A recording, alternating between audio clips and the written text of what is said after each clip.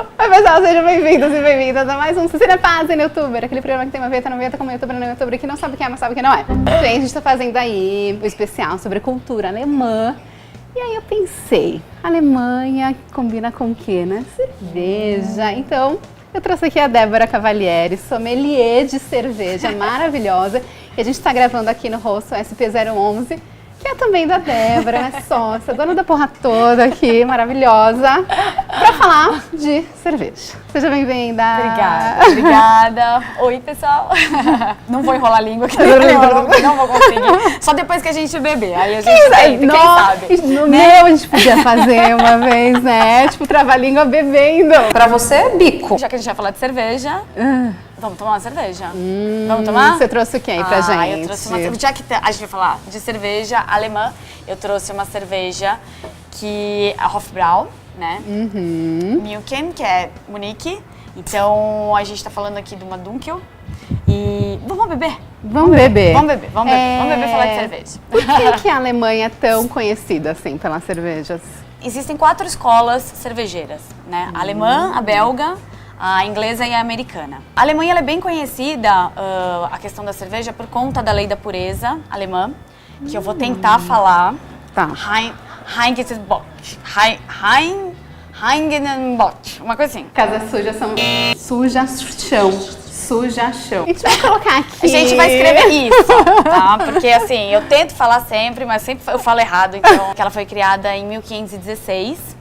Aonde, por um duque, né, da Baviera, aonde a cerveja ela só podia ser feita com lúpulo, água e malte. Depois essa lei foi atualizada, eles colocaram a levedura. Não podia ter milho, então. Então, arroz, o não maltado. E isso foi muito bom porque assim, aí é da pureza mesmo, é a cerveja, né, sendo a cerveja no seu estado mais puro. Foi uma lei que o governo criou para proteger o mercado de cerveja, para ter cervejas boas, puras, para não ter muita mistura, e também para proteger na época o mercado de pão. Porque usavam trigo também. E aí eles tinham problema de preço para não acabar o trigo, para sobrar pro pão. Então também criaram essa lei para não colocar na cerveja. Gente, que cor maravilhosa. Linda. Essa daqui é uma Dunkel, que é uma cerveja... A coloração da cerveja, ela tá totalmente ligada ao malte, que é usado na cerveja. Então, quanto mais clara, tem o malte Pilsen, que é a cerveja mais clara. E aí vai tendo a torra do malte, que vai fazendo a cor e influencia no sabor também. Então aqui é um malte que ele vai trazer, você vai experimentar, você vai ver que ele traz um pouco mais pro caramelo, um pouco mais toffee, alguma coisa nesse sentido, e isso é totalmente ligado ao malte. A gente precisa esperar baixar a espuma. Olha, a espuma faz parte da cerveja, tá? Então essa coisa assim, eu não gosto de espuma. Não, a espuma ela faz parte da cerveja. Então, Ai, geladinha, vamos brindar, vamos brindar, vamos brindar. Saúde. Saúde. Como fala em alemão? Prost. Prost. Cheiro maravilhoso. Aroma é super gostoso, né? Gente, ó, tá tocando aqui a campainha, porque estamos em um rosto. Aliás, vocês podem vir aqui, a gente vai deixar o endereço, que é incrível beber uma cerveja. Beber cerveja, tá? Eu cuido da parte da cerveja aqui do hostel, então vocês vão encontrar coisa boa, fiquem tranquilos. Eu lembro que quando a gente foi fazer a visita lá na Blondine, sim. Que a Débora conseguiu pra gente, a gente viu malte e viu lúpulo. Aquele que parece ração é lúpulo, né? Aquele é o lúpulo, que é bem amargo. Que eu falei pra você, não engole, não põe... Eu gostei daquilo, sabia? Eu coloquei, nossa, achei muito bom. That's crazy! Então, o lúpulo, ele tem a função de ser conservante da cerveja. Quando a gente fala de uma cerveja artesanal, onde não é usado nenhum aditivo químico na cerveja, né? Então você não tem, as cervejarias artesanais elas não adicionam nenhuma química para acelerar o processo. Então demora mais. Exatamente. Por isso que é mais cara, né? É respeitado o tempo da cerveja. O amargor vem dele. Você sabe o índice de amargor? Eu não lembro, vocês explicaram, mas eu não lembro.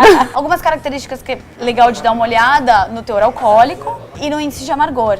Muitas, pelo menos as nacionais, a maioria vem escrita o que é o IBU. E já que a gente tá falando de beber, assim, tem algum processo indicado para beber? Por exemplo, beber com água, ou então... Eu sei que você sempre fala beber Menos, mas com mais qualidade. Beba menos né? e beba melhor. Dizem que vinho é legal beber com água, cerveja também? É sempre interessante a gente tomar água junto pra hidratar, né? Principalmente porque quanto mais cerveja a gente bebe, mais vontade a gente tem de ir no banheiro e a gente aí vai beber água. Então, dentro dessa característica da cerveja artesanal, a gente tá falando de cervejas que elas são mais intensas, tem um sabor diferente. Não é que, ela é muito mais forte, eu não aguento mais beber. A forma de beber é diferente, né? Você sente um sabor, é diferente, muito diferente de você estar, sei lá, na praia, num calor de 38 graus e vai tomando o que tá na frente porque você tá morrendo de calor. Esse do beba menos, beba melhor é realmente uma característica importante da cerveja artesanal. Mesmo porque você quer conhecer, às vezes, outras cervejas. Não, vou tomar um pouquinho dessa, vou tomar agora um pouquinho dessa. Então você acaba diversificando um pouco mais pra conhecer,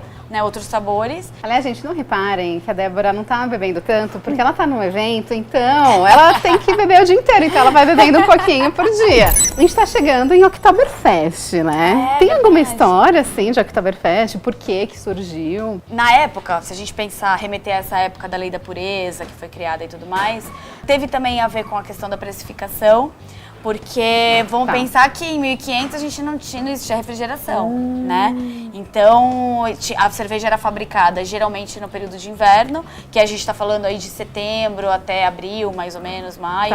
Que é bem gelado. Que é bem gelado. The Winter's Coming. E aí eles tinham um tipo de cerveja, que era Marzen, que era a última cerveja que eles faziam no inverno, pra beber depois no verão, né? Porque aí chegava no verão, como eles não fabricavam, tinha uma quantidade menor de cerveja no mercado. E aí também isso era o que fazia a questão da precificação, né? Que o governo, na época, né? Que o Ducado, né?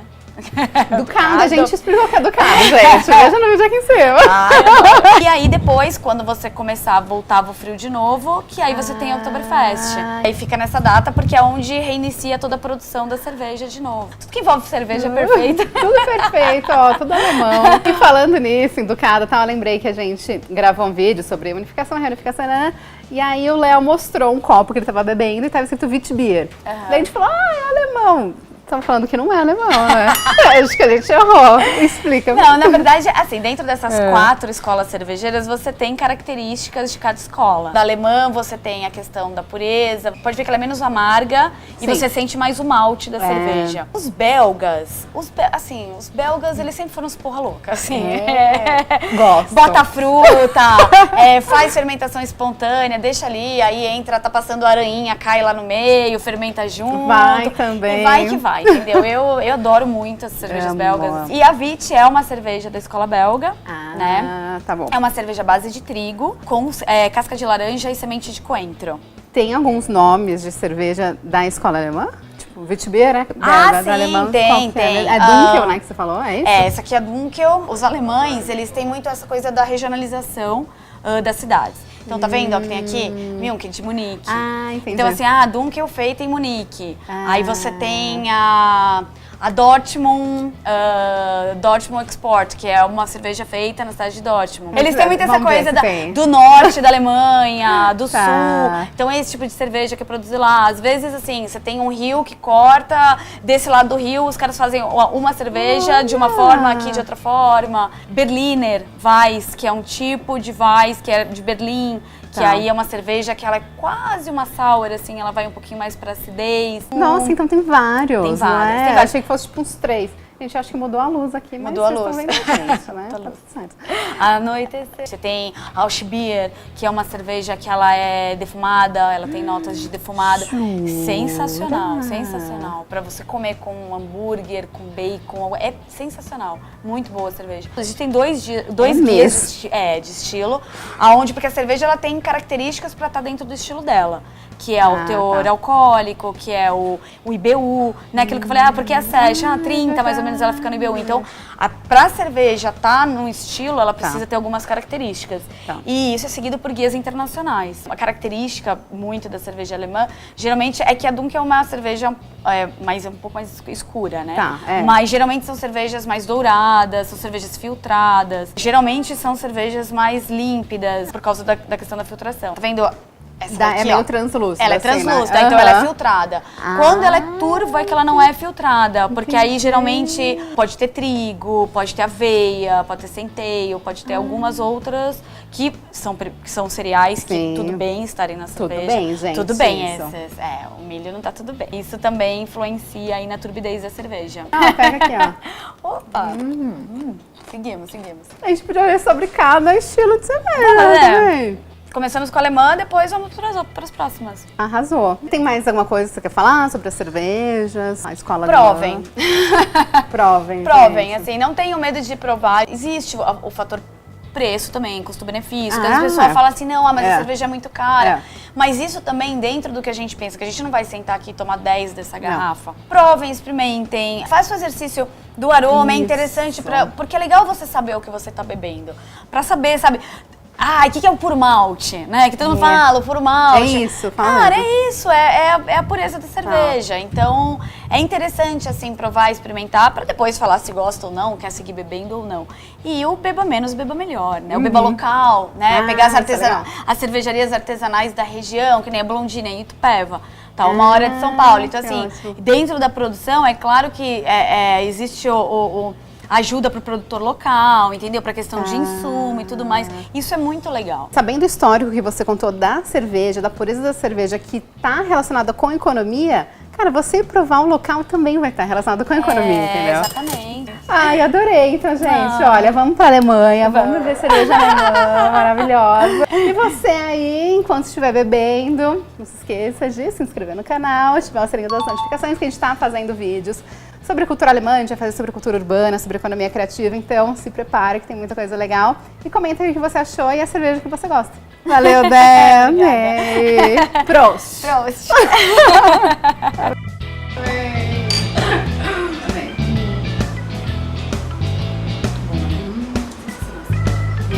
E você vê, ela não tá extremamente gelada e ela tá ótima. Ela tá ótima. Não, mas é assim que eu gosto.